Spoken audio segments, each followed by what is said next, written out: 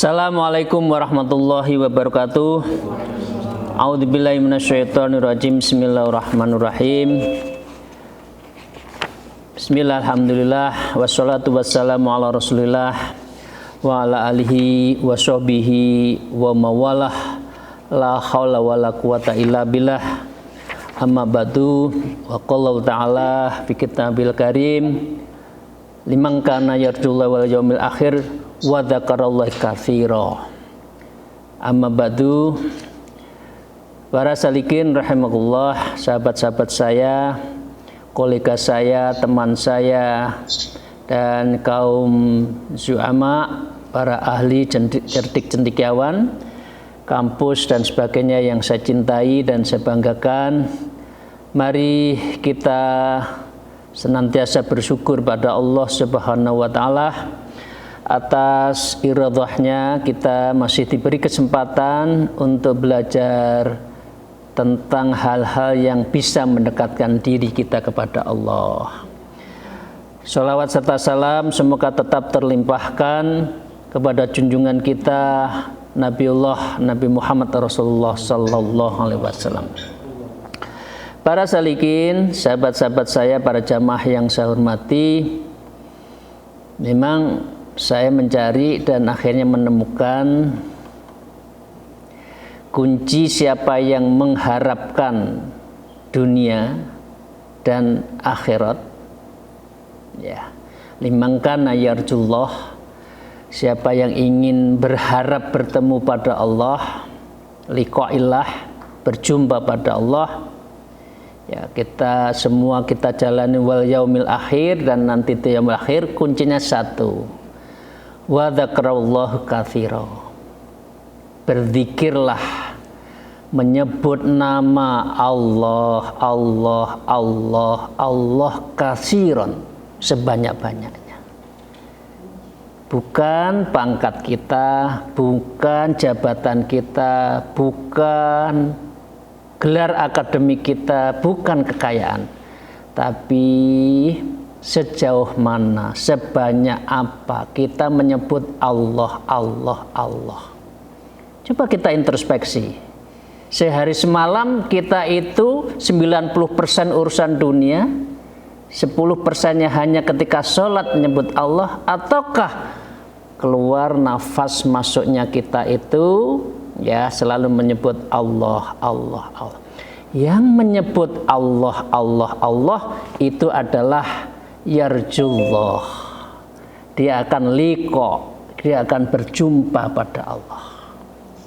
Dan berjumpa pada Allah adalah nikmat yang tidak akan pernah bisa laisa kamislin, tidak bisa diperumpamaan, wala kaifin, dan tidak bisa untuk dipadankan.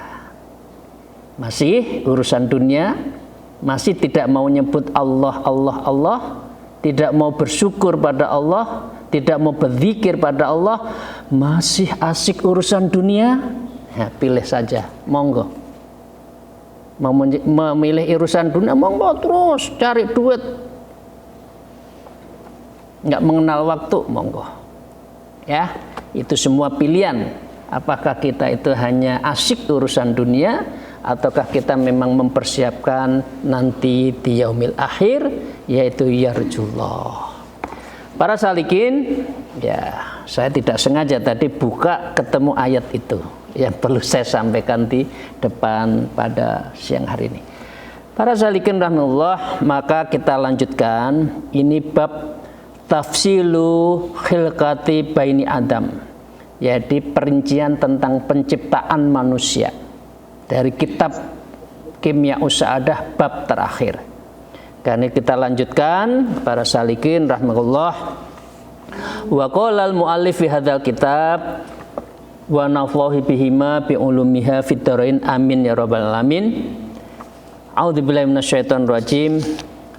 Faslun fi tafsilil khilqati bani Adam li'annaha miftahu ma'rifatis sifatil ilahiyah wa huwa ilmun syarifun wa dzalika ma'rifatu ajaibis suna'il ilahiyah wa ma'rifatu idzamillah subhanahu wa ta'ala wa qudratihi wa huwa mukhtasaru ma'rifatil qalbi wa huwa ilmun syarifun idh huwa ma'rifatu suna'il ilahiyah li anna nafsa kal faros wal aql karrokib wajima'uhuma al faris.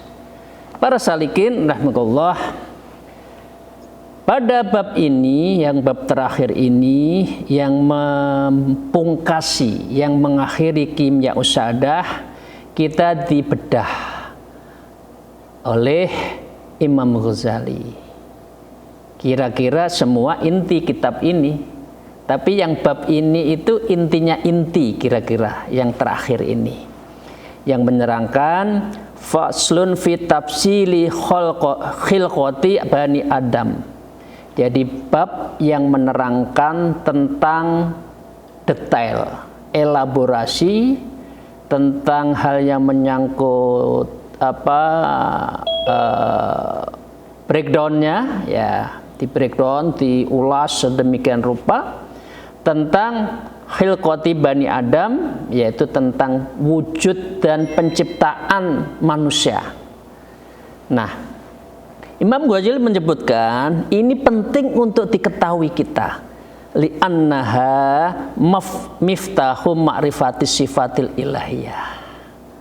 Jadi kalau orang tahu terhadap seluk-beluk taksonomi yang menyangkut diri kita ini, kemarin disebutkan kita ada makhluk-makhluk yang ada di dalam kita sering zalim, ya, perut diujo, bahasa Jawanya diujo, suruh mangan sekuatnya, dia nggak pernah berhenti, suruh bekerja lagi. Nah, kita itu zalim kepada.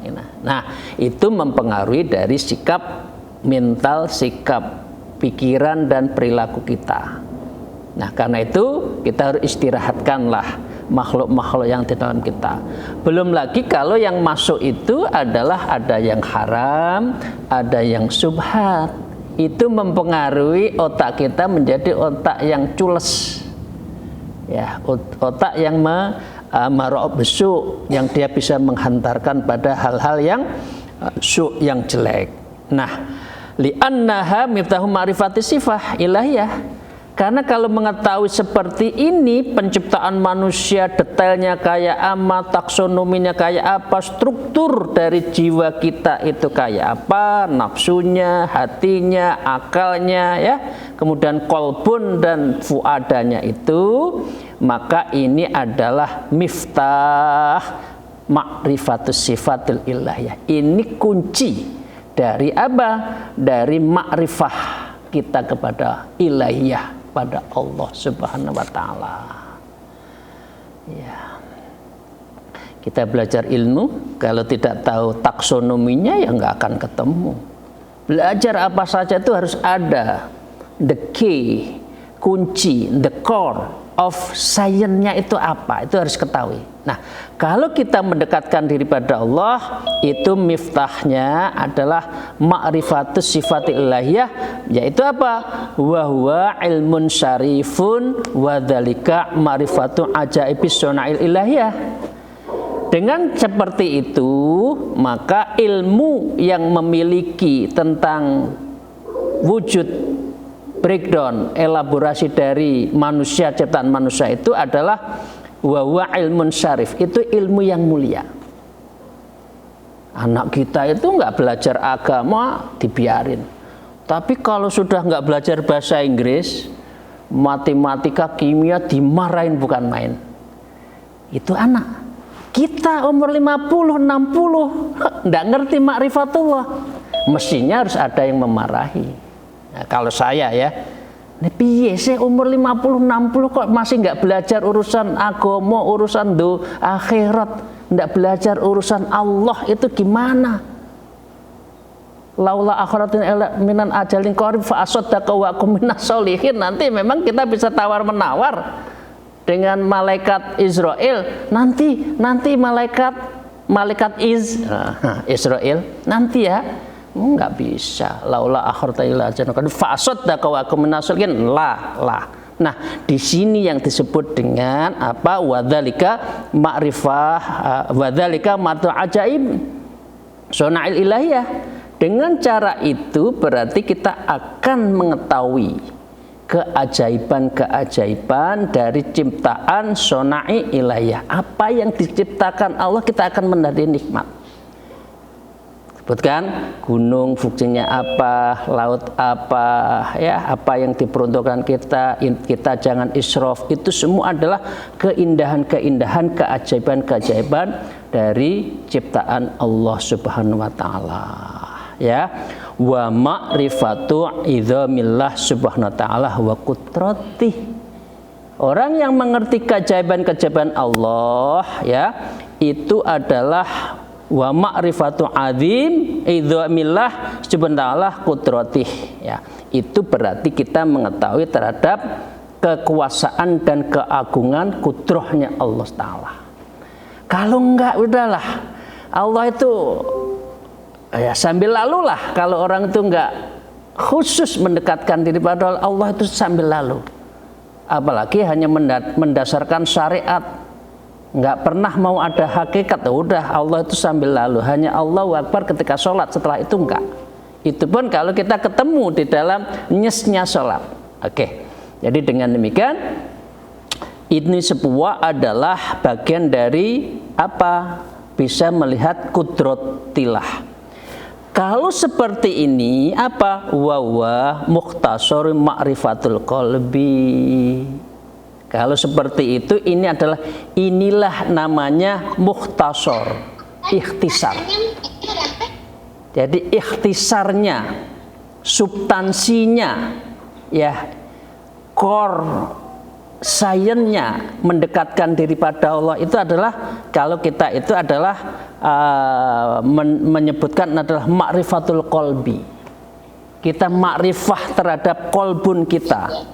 Itu adalah mukhtasar ma'rifatul qalbi, intinya adalah ikhtisar dari ma'rifah qalbi kita. Jadi sekali lagi, kalau urusan akhirat itu yang bicara selalu qalbun, ya, itu harus dilakukan pembersihan. Wa ilmun arifun idza huwa ma'rifatu sunai ilahiyah. Jadi kalau kita mau ma'rifatullah, syaratnya ma'rifatul qalbi. Wa ilmun syarif, dan ilmu ma'rifatul qalbi ini adalah ilmu yang mulia, idh huwa ma'rifatun suna'il ilahiyah. Apabila kita itu menghendaki ma'rifah terhadap suna'il ilahiyah, terhadap semua ciptaan Allah. Ini kira-kira breakdown dari man arafan nafsak faqad arafa rabbak. Kira-kira gitu. Cuma ini dijelentrehkan, dielaborasi oleh Imam Ghazali, ya, li'annan nafsa kal faros, karena sesungguhnya diri kita, ya, nafs kita itu kal faros, seperti kuda, ya, wal aku karrokib, dan akal itulah yang mengendarinya, wajima'uhuma al faris, dan kumpulan dari keduanya itu, baik akal maupun nafsu, itu adalah prajurit kita berkuda. Nah, sekarang pertanyaannya, ini perumpamaan dari Imam Ghazali. Perumpamaannya, kalau kuda yang ada diri kita tidak kita kendalikan, kira-kira kuda itu menjadi kuda liar, kuda Troya, atau kuda tunggangan yang cantik. Jadi itu, kalau kuda, diri kita itu seperti kuda. Kalau nggak dikendalikan hati kita, ya nyerutuk sono, nyerutuk sini, ya makan sono, makan sini, ya. Dan itu kita akan menjadi sesuatu yang tidak terkendali. Nah, disinilah fungsinya ma'rifatul qalbi. Jadi kita harus tahu kolbun kita itu sebagai halnya yang disebut dengan al-malik, karena kolbun itu fungsinya adalah malik. Para salikin rahmatullah, itu paragraf pertama. Saya lanjutkan. Wa qala al-mu'allif fi hadzal kitab wa nawallahu bihima bi ulumiha fid darin amin ya rabbal alamin. Wa man lam ya'rif nafsahu wa yad'i ma'rifata ghairi fa huwa karrajulil muflis alladzi laisa lahu ta'amun li nafsihi wa huwa yad'i annahu yaqutu fuqara al madinah fa hadza mukhallun. Jadi para salikin rahimakumullah yang saya cintai dan saya hormati, sekarang ganti tanya. Malam ya'rif nafsah. Kalau kita itu tidak mengenal diri kita, tidak mengerti ma'rifatul qalbi kita, tidak memahami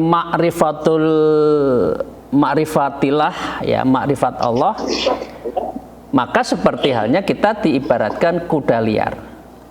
Waduh, nabrak sono, nabrak sini, ya, sesuatu yang indah menjadi hancur karena memang tak dikendalikan. Nah, disinilah kita diminta wa man lam ya'rif nafsahu.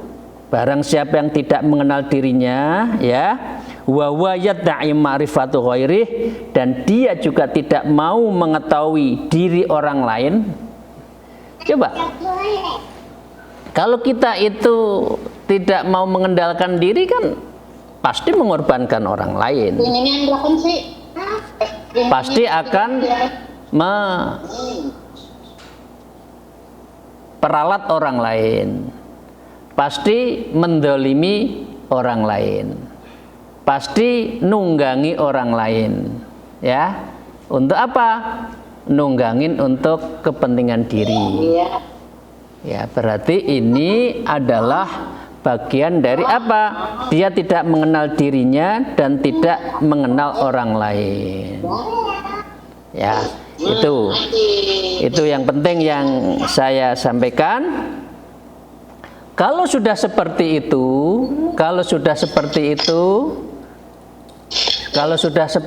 gimana? Wa huwa yad'i ma'rifatu ghairuh. Nah, disebutkan di sini adalah wa huwa karrajulil muflis. Kalau sudah seperti halnya seorang laki yang muflis, bangkrut. Ya, apalagi suka ghibah. Suka mencelakai orang, itu amal kita kebakar, amal kita pindah. Dan ini menjadi bagian orang yang bangkrut itu salah satunya orang yang mengakui kita amalnya bagus, ternyata setelah ditimbang amalnya nggak ada. Salah satunya apa? Mendolimi orang, menghibah orang, menfitnah orang. Ya wis lah, rezekine semono ae. Ya lek anak uang lain luwih pinter ya monggo dikasih kesempatan, ndak usah difitnah, ndak usah dipotong, ndak usah dihalang-halangi. Rezeki wis ana sing ngatur. Jangan sampai kita itu menfitnah, mendolimi orang. Naudzubillah. Ingat loh ya, amal kita nanti habis, ya. Kita akan terbakar. Oke, jadi ini orang yang tidak mengerti namanya ma'rifatul qalbi, ma'rifatullah. Ini adalah seperti karrojulil muflis, seperti halnya adalah orang yang rojul, yang muflis, seorang laki yang rugi, yang bangkrut. Ya, alladzi laisa lahu ta'amul nafsih. Ya, orang muflis itu kayak apa sih? Alladzi laisa lahu ta'amul nafsih. Orang yang muflih ini adalah dia tidak memiliki makanan untuk dirinya. Piye sih? Defisit. Ini yang ahli cash flow neraca itu defisit. Bayangannya yang kanan tuh bagus. Ternyata kirinya defisit. Di angkanya itu bukan angka yang dilepas, tapi angka dalam kurung, rugi. Nah, lah orang rugi itu piye sih? Mangane ra iso. Ya, makan aja nggak bisa. Nanti di yaumil akhir juga banyak orang seperti ini, merasa amalnya banyak, ternyata nggak bisa, nggak ada. Nah, ini namanya kal muflis. Tapi anehnya, ya, orang yang sok kaya, sok hebat itu wa yadda'i annahu yaqutul fuqara Madinah. Tapi rasanya kalau orang muflis itu seperti apa? Orang yang bisa memberi makan, mengaku orang kaya, bisa memberi makan orang fakir sekota. Waduh. ini loh ya, yang kalau bukan karena saya nggak bisa itu naik pangkat. Biasanya itu mantan-mantan pejabat begitu, soknya itu rakaprah. Padahal kalau mantan pejabat itu ya bukan ngenyak ya, naudzubillah, saya mohon maaf, kira-kira pas-pasan untuk makan. Tapi kalau sudah pidato, waduh, Sakoto Jakarta itu yang memberi makan saya loh ya, satu desa ini saya loh ya. Itu adalah muflis. Dia itu sebetulnya tidak mampu, tapi umumnya itu rakaprah. Ini rakaprah itu wong Jawa ya. Umumnya itu apa yang disampaikan itu melebihi dari sebuah kenyataan. Nah, kenapa dua aja? Satu, dia tidak tahu namanya ma'rifatul qalbi. Dan yang kedua, hidupnya itu tidak mau ma'rifatullah. Banyak loh ya orang yang nggak ingin apa itu hakikat itu, apa itu makrifat itu. Nggak perlu manusia itu hakikat makrifat. Pokoknya syariat ya selamat. Iya. Tapi itu loh, dia itu tidak bisa ma'rifatul qalbu dan tidak bisa ma'rifatillah. Ya. Jadi dengan demikian, yang penting apa? Yang penting mari kita selalu belajar ma'rifatul qalbi wa ma'rifatullah. Kalau enggak, ini seperti tadi, karrojul muflis, padahal dia tidak, maka dengan demikian jawabannya apa? Fahadza muhallun. Orang yang mengaku banyak amal, orang yang mengaku syariat saja, dia tidak mendekatkan diri pada Allah, merasa amalnya banyak, merasa akan selamat di dunia akhirat, maka dengan demikian dia itu ada fahadza muhallun. Ini adalah tidak masuk akal. Lawang mau mencintai Allah, liyarjullah, tapi kok nggak mau zikir? Itu banyak loh. Apa itu zikir? Masya Allah. Ya. Mau menuju Allah tapi tetap lungguh na omah tok. Itu juga nggak mungkin. Jadi para salikin, itu saja paragraf, dua paragraf yang perlu kita sampaikan pada hari ini, yang pada intinya dua. Satu, ayo kita ma'rifatul qalbi. Yang kedua, ndak usah ngebut lah, timak-timik ya bahasa Jawa ya, timak-timik, ngeremet. Pelan-pelan hati kita tata, ayo kita itu menuju ma'rifah. Ya kalau orang thariqah ya, orang menuju ma'rifah itu jalannya thariqah. Ini bukan subjektif. Insya Allah tidak. Ya jalannya thariqah, karena thariqah itu ajarannya hanya satu, mendekatkan diri pada Allah.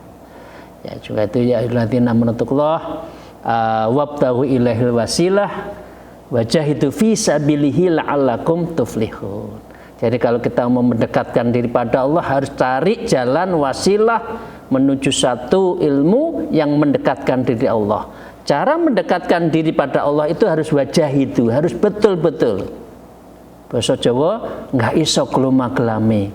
Yen eling aku zikir, enggak. Harus tekun sehari berapa, itu harus kaifiatnya itu ketat. Insya Allah itulah yang bisa menyelamatkan diri kita nanti di dunia dan insya Allah nanti di yaumil akhir. Itu saja yang kita kaji pada pagi hari ini, pada siang hari ini, menyangkut kitab Kimya Usadah di bab terakhir, yaitu tentang tafsilu hilqati Bani Adam. Jadi tentang taksonomi yang ada pada diri manusia. Semoga Allah Subhanahu wa taala meridhoi dan membimbing kita. Mohon maaf jika sesuatu yang saya sampaikan tidak berkenan. Akhirul kalam, alfu minkum, wallahul muwafiq ila aqwamit thariq. Wassalamualaikum warahmatullahi wabarakatuh.